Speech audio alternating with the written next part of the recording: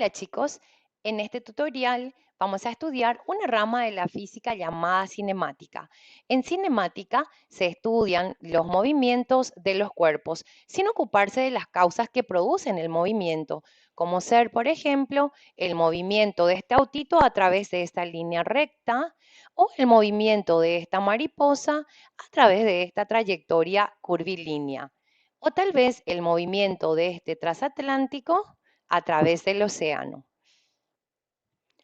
Para adentrarnos a lo que es cinemática, porque cinemática es una rama de la física muy amplia, donde iremos progresivamente aprendiendo muchas cosas, pero necesitamos abordar una primera parte llamada generalidades, donde conoceremos los conceptos básicos para poder entender el lenguaje de esta unidad. Sistema de referencia. Para entender lo que es el sistema de referencia, observemos, por ejemplo, a este parque donde tenemos un escalón, tenemos, o sea, unas graderías, unos árboles, personas. Si se preguntase, por ejemplo, ¿a qué distancia se encuentra la niña? No sabríamos qué responder, pues debería decirse a partir de dónde deben realizarse las mediciones. Como ser, por ejemplo, si es a partir del padre, la distancia sería esta. Si es a partir de este árbol, entonces la distancia sería esta. Si es a partir del primer escalón de esta parte de la gradería, la distancia sería esta. Entonces, aquí notamos la necesidad de establecer un sistema de referencia, o sea, un sistema o un punto origen, un punto, o sea, el cero del sistema de referencia a partir del cual se realizarán cualquier tipo de mediciones. Y podrán observar cómo podría variar la respuesta a esa pregunta según se vaya variando también el sistema de referencia. Otro concepto importante en la cinemática es la partícula. ¿Cuándo un objeto móvil puede considerarse una partícula? Un auto, por ejemplo, que tiene 3 metros, podría considerarse una partícula en un movimiento de Asunción a Caacupé, donde hay una distancia de 50 kilómetros, pues los 3 metros que tiene el autito es despreciable respecto a los 50 kilómetros.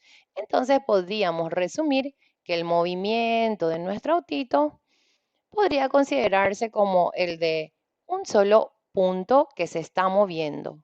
Sin embargo, si vamos a estudiar su movimiento a través de un salón de 10 metros, en ese caso ya no podría considerarse una partícula, ya que 3 metros, que es la dimensión del autito, es muy comparable, muy similar ya a la distancia que tiene que recorrer.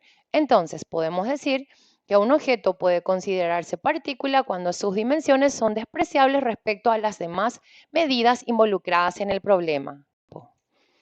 Otro concepto importante es la posición. Supongamos un sistema de referencia rectilíneo como el que se muestra en la figura.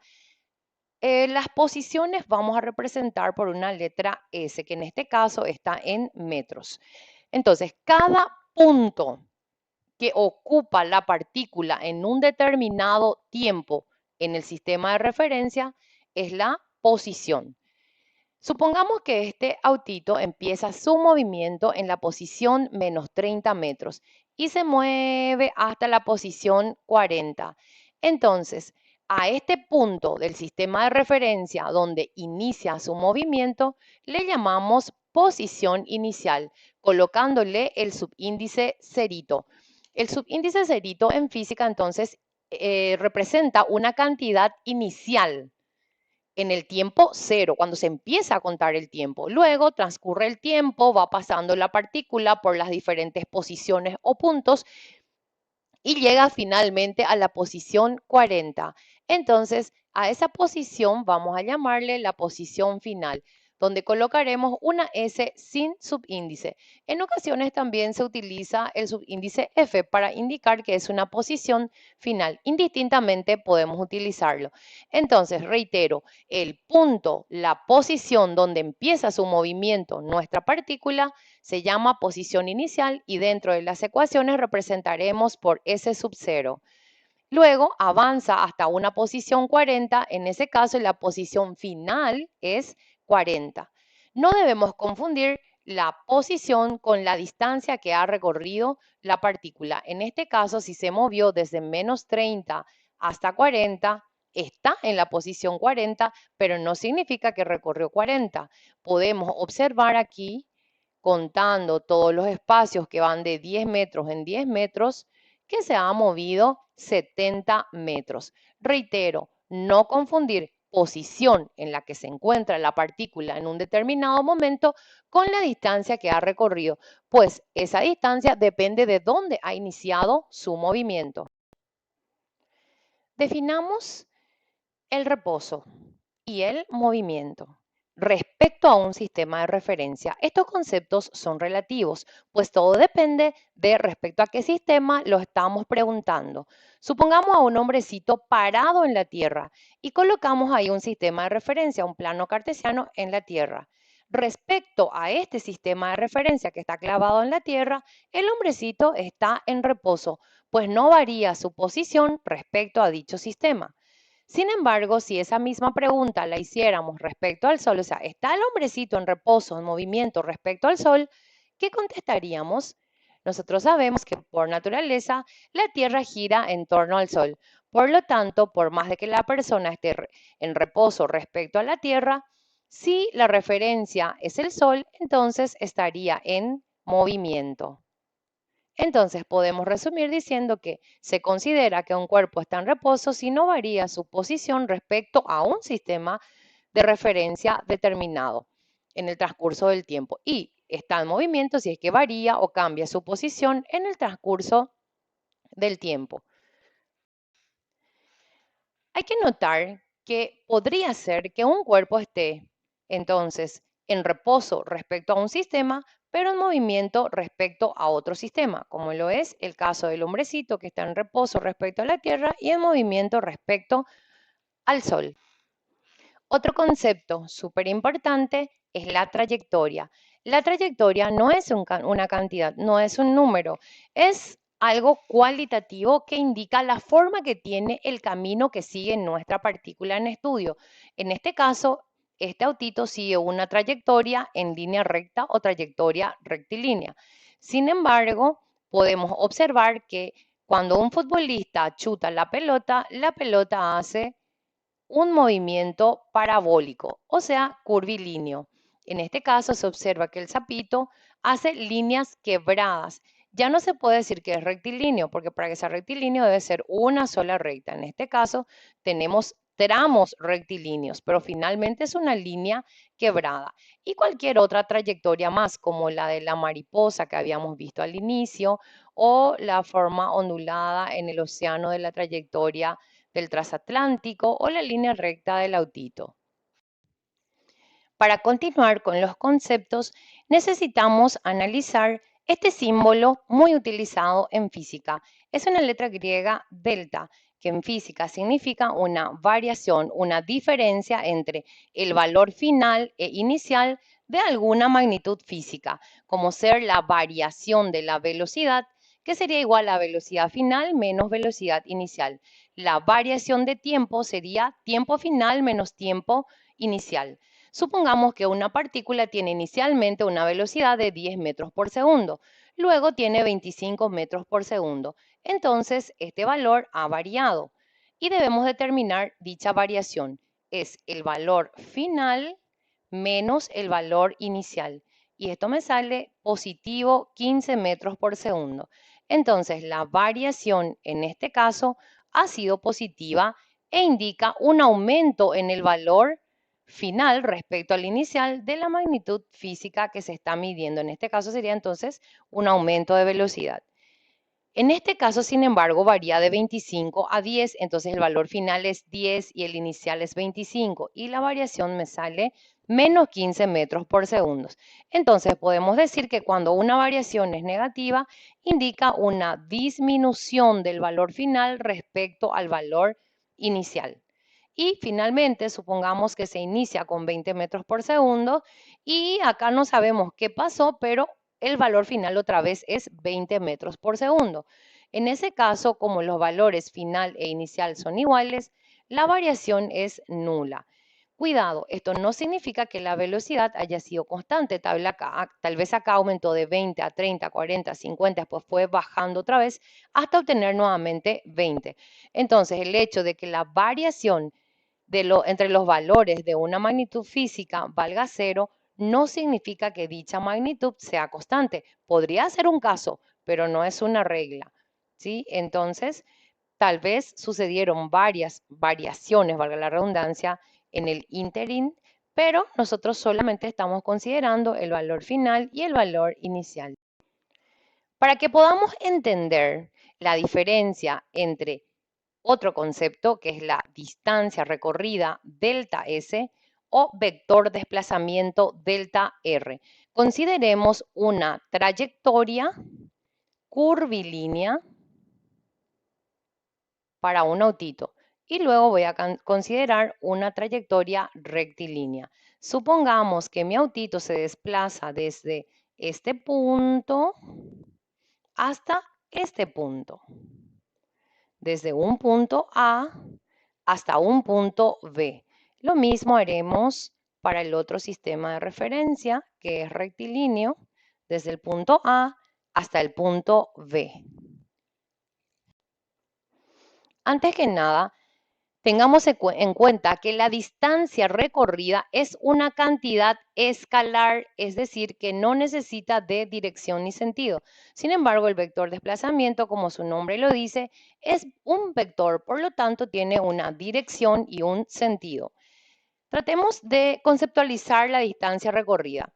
Digamos que a la distancia recorrida le interesa medir la longitud de la trayectoria, irse ahí por donde se fue la partícula, desde el punto A hasta el punto B, me tengo que ir a medir. Entonces vamos. De esta manera medimos la distancia o espacio recorrido.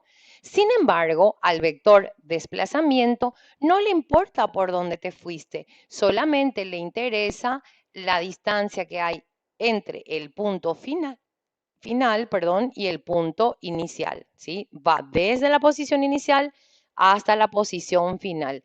Ese es el vector desplazamiento. Pero como nosotros no podemos comparar un escalar con un vector, solo trabajaremos dentro de los problemas con la longitud o la magnitud o módulo del vector desplazamiento, al que llamaremos desplazamiento nada más y no le vamos a poner la flechita arriba, ¿sí? Como veremos más adelante. Observemos, ¿cuál de los dos les parece que es mayor, la distancia recorrida o el desplazamiento en cuanto a tamaño, en cuanto a valor?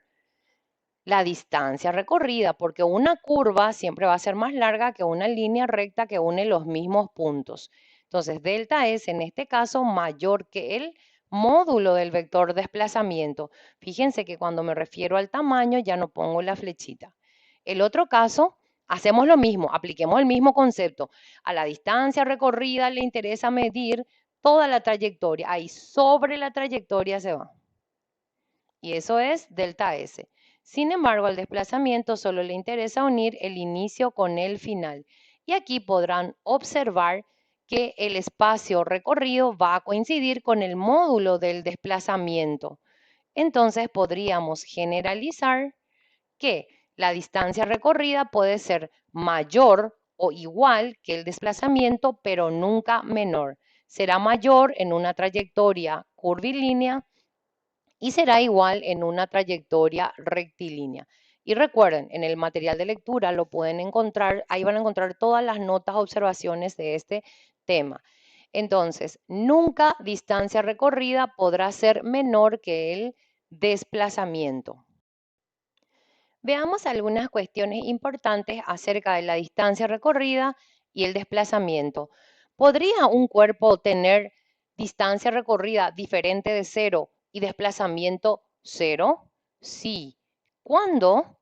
Cuando retorna al mismo punto de donde partió. Supongamos un primer ejemplo, que un hombre avanza 600 metros al norte, 800 metros al este, 600 metros al sur y 800 metros al oeste, regresando al punto de partida, que sería este punto que voy a marcar acá.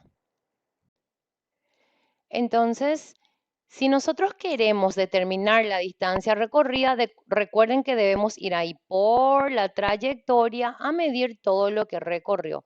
Midiendo todo el perímetro de este rectángulo que se formó con su trayectoria, encontramos que tenemos 2.800 metros. Sin embargo, ¿qué ocurre con el desplazamiento? Había empezado en este punto rojito y termina en un punto que está ahí mismo, este punto celestito. Entonces podemos observar que no hay distancia entre el punto inicial y el punto final. En ese caso, si no hay distancia, no hay desplazamiento.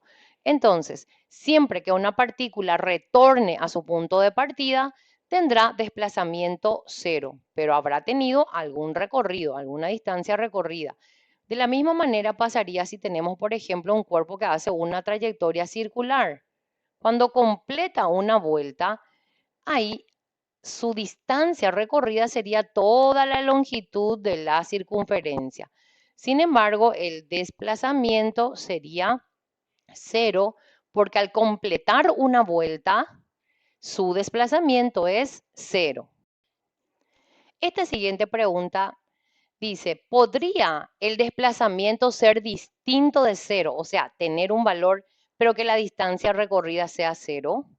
De ninguna manera, porque si la distancia recorrida es cero, significa que la partícula nunca se movió, que la partícula permanece en reposo. Entonces, si la distancia recorrida es cero, necesariamente el desplazamiento también tiene que ser cero. Entonces, esta situación no es posible.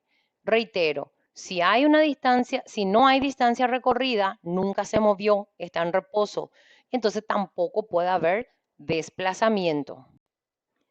Por ejemplo, en el caso de la Tierra que orbita al Sol, al cabo de un año habrá completado dicha vuelta, entonces habrá retornado a su punto de partida. Así. Entonces tendría una distancia recorrida, pero su desplazamiento sería cero. Muy bien, de esta manera entonces chicos hemos comentado algunas ideas generales acerca de los conceptos básicos que tenemos que manejar para tener éxito en cinemática. Nos vemos en próximos videos donde vamos a resolver algunos problemas. Muchas gracias.